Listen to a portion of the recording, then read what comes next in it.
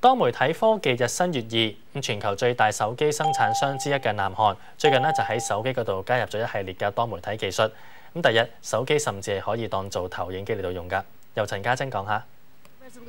你部手提電話幾耐轉新款啦？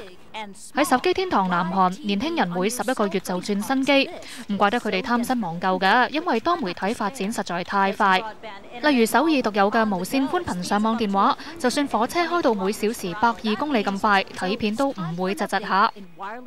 仲有呢一部500萬像素內置相機，同全球最新每秒120格攝錄功能，再加埋個大銀幕，賣$700都物超所值。Pasta in a waffle cone. Pasta in a waffle cone. Two great foods that should never go together.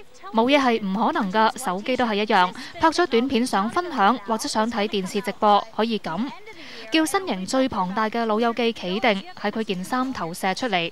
預計年尾公開發售，賣$250，一啲都唔貴啊！第日你或者可以喺人哋背脊睇我哋嘅新聞。有線電視記者陳家珍報導。咁喺天氣